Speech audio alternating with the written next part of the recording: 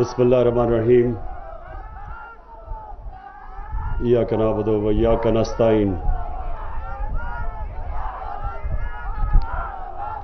सबसे पहले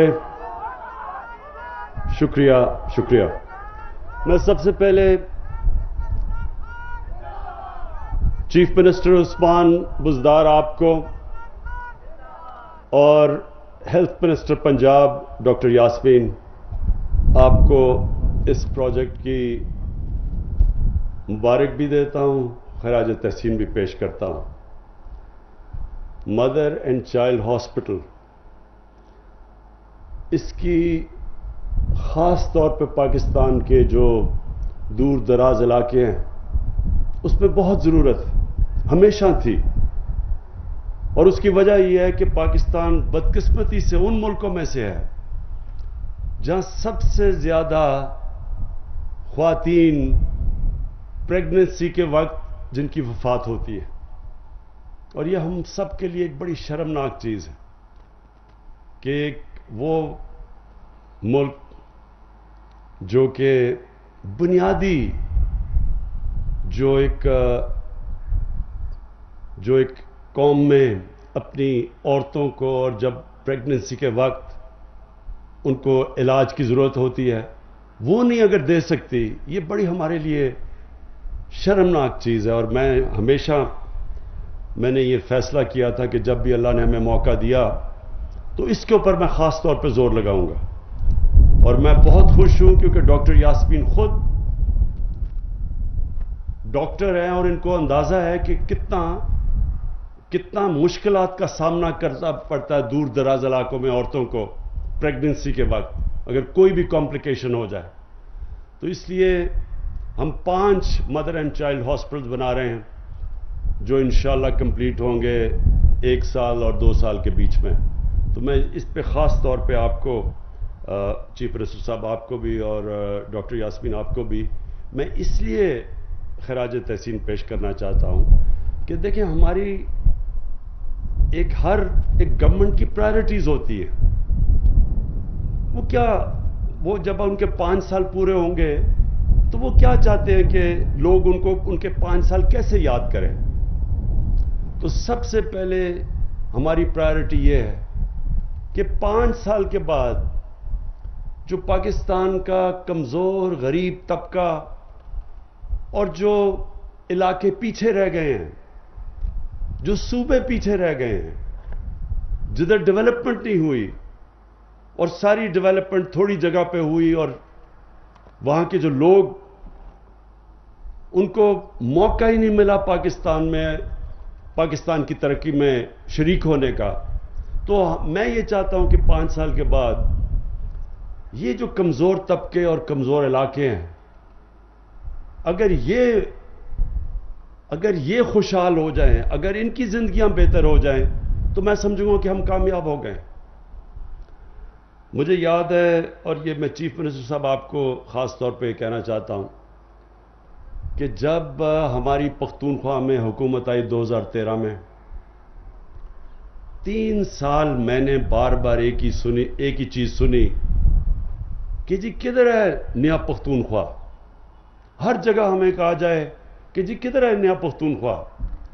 अब आप ये सोच लें कि अगर एक मुल्क पीछे रह गया बाकी खित्ते से, पाकिस्तान पिछले 30 साल में, आपको पता होना चाहिए कि 30 साल में हम सबसे आगे थे बर्रे सगीर में, और इन 30 सालों के अंदर जब ये 2 खानदानों ने हुकूमत की, ये तो अमीर तरीन हो गए, लेकिन मुल्क हमारा हिंदुस्तान और बांग्लादेश से भी पीछे चला गया।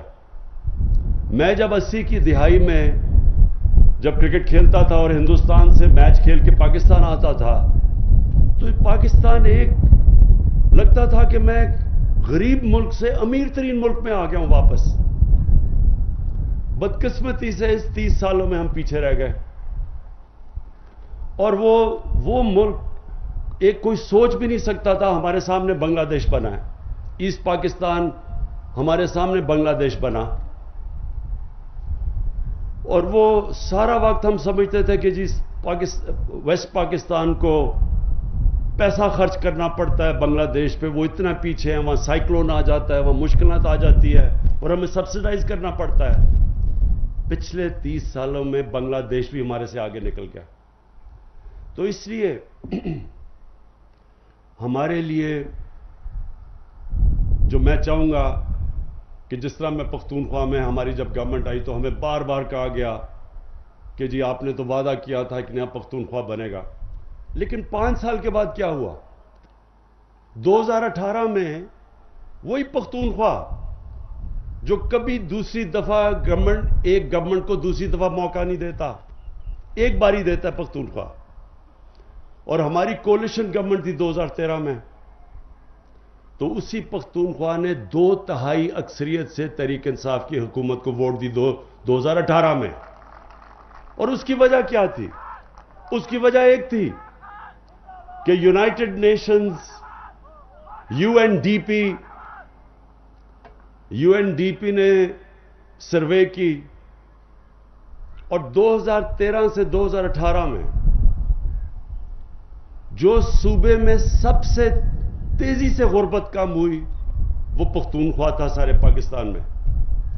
تو لوگوں نے اس لیے ووٹ دی، پختونخوا کے لوگوں نے اس لیے ووٹ دی کہ وہاں لوگوں میں، عام لوگوں کی زندگی میں فرق پڑا۔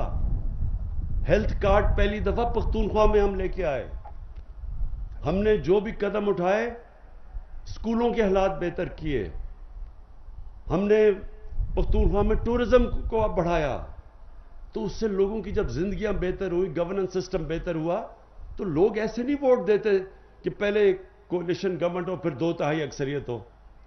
تو آج بھی عثمان بزدار صاحب، جب آپ کو لوگ تنقید کرتے ہیں تو ان کو ایک چیز کہیں کہ 5 سال کے بعد ہماری پرفارمنس دیکھنا۔ ہم نے 5 سال کا مینڈیٹ لے کے آئے تھے، 3 سال کا یا 2 سال کا نہیں لے کے آئے تھے، اور 5 سال کے بعد یہ فیصلہ ہوگا کہ کیا پاکستان میں غربت کم ہوئی، کیا ہم نے عام لوگوں کی زندگی بہتر کی، کیا ہم نے اپنے ملک میں وہ پروجیکٹس بنائے جو ہماری آنے والی نسلوں کے لیے بہتر تھے۔ جس طرح 50 سال کے بعد بڑی ڈیمز بن رہی ہیں، 3 بڑی ڈیمز بن رہی ہیں 50 سال کے بعد، اور اگلے 10 سالوں میں، اب سے لے کے 10 سالوں میں، ہم اس کو ڈیکیڈ آف ڈیمز کہتے ہیں۔ 10 سالوں میں 10 ڈیمز بنیں گی انشاءاللہ۔ سب سے بڑا اگلا مسئلہ پانی کا آ رہا ہے، ساری دنیا میں پانی کا مسئلہ آ رہا ہے۔ یہ جو موسم کی تبدیلی ہے، اس کا ایک خطرہ یہ ہے کہ پانی کی ملکوں میں کمی ہوگی، تو اس لیے ضروری تھا کہ پانی کے ریزروار بنائے جائیں۔ تو یہ 50 سال میں پہلی دفعہ کوئی گورنمنٹ اپنے آنے والی نسلوں کا سوچ رہی ہے، نہیں تو وہ آنے والے الیکشن کا سوچتے ہیں سارے کہ میٹرو ٹرین بنا دو، اس کے اشتہار دو، الیکشن ہو جائے اور اس کے اوپر الیکشن جیت جاؤ۔ یہ پہلی دفعہ لانگ ٹرم پلاننگ ہو رہی ہے۔ انڈسٹری پہلی دفعہ پاکستان کی اٹھ رہی ہے، ایکسپورٹس بڑھ رہی ہیں۔ ایکسپورٹ سے ہی اصل دولت بنتی ہے پاکستان، کسی بھی ملک میں جب آپ کی ایکسپورٹس بڑھتی ہیں، ملک میں پیسہ آتا ہے تو ملک کی دولت میں اضافہ ہوتا ہے۔ ایکسپورٹس بڑھ رہی ہیں، ہم پہلی دفعہ اوورسیز پاکستانیز کو ریمیٹنسز کے تھرو تاریخ میں سب سے زیادہ انہوں نے پیسہ بھیجا، اور آگے پروجیکٹس ایسے لے کے آ رہے ہیں جس میں اوورسیز پاکستانیز سرمایہ کاری کریں گے پاکستان میں، جس طرح راوی سٹی ہے، جس طرح لاہور میں سینٹرل بزنس ڈسٹرکٹ ہے، تو ان کا پیسہ لے کے آئیں گے اور انشاءاللہ اس ملک کی دولت میں اضافہ کریں گے، گروتھ ریٹ بڑھے گی۔ اور پھر جو اس انٹرنیشنلی ایکنالج کیا ہے پاکستان کو، کلائمیٹ چینج، جو ہمارا 10 بلین ٹری سونامی یعنی 10 ارب درخت جو ہم لگانے جا رہے ہیں، یہ دنیا نے اب پاکستان کو ایکنالج کیا۔ اب تک 2.5 ارب درخت لگا چکے ہیں۔ یہ آنے والی نسلوں کے لیے ہیں کہ جو موسم کی تبدیلی آ رہی ہے اس کو کاؤنٹر کرنے کے لیے، اس کو روکنے کے لیے پاکستان انشاءاللہ یہ جو ہم اس ملک میں اور بھی درختوں کے علاوہ نیشنل دگنی کر رہے ہیں، نیشنل پارکس، تاکہ ہماری آنے والی نسلوں کے لیے بہتر پاکستان چھوڑ کے جائیں۔ لیکن جو آج یہ جو میں نے ہاسپٹل کھولا، اس پہ جو میں اپنی قوم کو بتانا چاہتا ہوں کہ کبھی کسی نے سوچا تھا پاکستان میں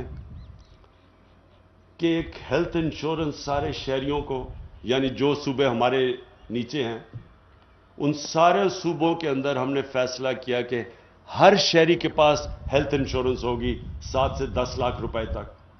یہ کبھی کسی نے سوچا تھا پاکستان میں ہوگا؟ یہ میں اپنی بڑی زندگی باہر گزاری ہے، انگلینڈ میں گزاری، آسٹریلیا دیکھا ہوا ہے. ادھر بھی ہر شہری کو یہ سہولت نہیں ملتی. آپ کو پیسے دے کے، پریمیم دے کے انشورنس لینی پڑتی ہے ہیلتھ کی. یہاں مفت مل رہی ہے سارے شہریوں کو، سارے خاندانوں کو. اور پنجاب صرف 3 سالوں میں 330 ارب روپیہ خرچ کر رہا ہے ہر شہری کو ہیلتھ انشورنس دینے کے لیے. اس کا مطلب کہ پنجاب کے اور جتنے بھی صوبے ہیں، پختونخوا نے سب شہریوں کو ہیلتھ انشورنس دے دیا، سب خاندانوں کو. پنجاب میں انشاءاللہ مارچ تک سب خاندانوں کے پاس ہیلتھ انشورنس آ جائے گی. ہیلتھ انشورنس کا مطلب یہ، اور میں آپ سب کو بتا دوں کیونکہ شوکت خانم کینسر ہاسپٹل صرف بنایا اس لیے تھا کہ جب میں نے دیکھا کہ میری والدہ، ہم پیسے بھی تھے ہمارے پاس، کتنا مہنگا کینسر کا علاج تھا، تو میں نے سوچا کہ غریب خاندان تو کبھی وہاں کینسر ہو جائے وہ تو کبھی بھی اپنا علاج نہیں کروا سکتے کینسر کا. اس لیے شوکت خانم بنایا تھا. اور شوکت خانم جب میں بنا رہا تھا تو میں نے تب سوچا تھا کہ اس ملک میں عام آدمی کے لیے سب سے بڑی سہولت ہوگی ہیلتھ کارڈ. کیونکہ ایک خاندان میں کبھی بھی بیماری ہو جائے اور جب ان کے پاس پیسہ نہ ہو اس بیماری کا علاج کروانے کے لیے، یہ سب سے زیادہ تکلیف ایک خاندان اس سے گزرتا ہے. جو بھی اس سے گزرے ہوئے ہیں، کینسر کا تو بہت مہنگا علاج ہے، لیکن ہارٹ ہے اور کتنی بیماریاں ہیں. تو جب ایک خاندان یہ دیکھے کہ جی آج چلے مہنگائی ہے، آج ہمارے پاس تو کدھر سے ہم پیسہ لگائیں گے 5 لاکھ 10 لاکھ روپے کسی کی بیماری کے اوپر خرچ کرنے کے لیے. تو یہ ساری ریسرچ یہ کہتی ہے کہ جو خاندان غربت کی لکیر کے اوپر بھی ہوتے ہیں، ایک بیماری ایسی آتی ہے کہ وہ خاندان غربت کی لکیر کے نیچے چلا جاتا ہے. اس لیے یہ ہیلتھ کارڈ بہت ضروری ہے. اور انشاءاللہ مارچ تک سارے پنجاب کے اندر ہر پنجاب کے خاندان کے پاس ایک ہیلتھ کارڈ ہوگا جس میں 7 لاکھ سے 10 لاکھ روپے تک کسی بھی ہسپتال میں، صرف سرکاری نہیں، پرائیویٹ ہسپتال میں بھی اپنا علاج کروا سکیں گے وہ. میں اچھا، یہ اس کا ایک اور بھی میں آپ کو بات بتا دوں کہ یہ ہیلتھ کارڈ صرف نہیں ہے، یہ ایک ہیلتھ سسٹم ہے. اب اس سے کیا ہوگا؟ اب ہم ابھی دیکھتے ہیں کہ ہمارے جو سرکاری ہسپتال ہیں، جو ڈسٹرکٹس میں ہیں، جو ضلعوں میں ہیں، ادھر ڈاکٹر ہی نہیں جاتے. شہروں کے اندر سارے ڈاکٹر کہتے ہیں کہ ہماری پوسٹنگ کر دو، لیکن دیہات میں نہیں جاتے. اب ہیلتھ کارڈ سے کیا ہوگا کہ پرائیویٹ سیکٹر سے لوگ جا کے ہاسپٹل بنائیں گے دیہاتوں کے اندر، کیونکہ اب تو ہر خاندان کے پاس ہیلتھ کارڈ ہوگا. تو کیونکہ ان کے پاس پیسے ہوں گے علاج کے لیے، انشاءاللہ آپ دیکھیں گے کہ دیہاتوں کے اندر اب آہستہ آہستہ آپ دیکھیں گے کہ پرائیویٹ سیکٹر جائے گا ہاسپٹل بنانے کے لیے. اور پرائیویٹ سیکٹر کے لیے ہم اب سستی زمینیں دیں گے ان کو ہاسپٹل بنانے کے لیے. جو بھی چیز پاکستان میں نہیں بنتی ہاسپٹل اکوپمنٹ، باہر سے ڈیوٹی فری ہم ان کو کہیں گے، ہم نے فیصلہ کیا کہ ڈیوٹی فری وہ منگا سکتے ہیں تاکہ ان کے لیے آسانی ہو ہاسپٹلز بنانے کے لیے. اور پھر سہولت سارے پاکستان میں دیہاتی علاقوں میں بھی عام آدمی کے پاس ہو کہ وہ جا کے اپنا علاج کروا سکے. اب میں آخری میں 2 باتیں کرنا چاہتا ہوں. مہنگائی، ساری دنیا میں مسئلہ پڑا ہوا ہے اس وقت مہنگائی کا. مہنگائی کیوں آئی؟ کرونا کے بعد ساری دنیا، آپ کو پتا ہے 100 سال میں اتنا بڑا دنیا میں بحران نہیں آیا جو کرونا لے کے آیا ہے. اب اس سے کیا ہوا ہے کہ سپلائی شارٹیجز ہو گئی. سپلائی شارٹیجز کا مطلب کہ دنیا میں جو ٹریڈ تھی وہ متاثر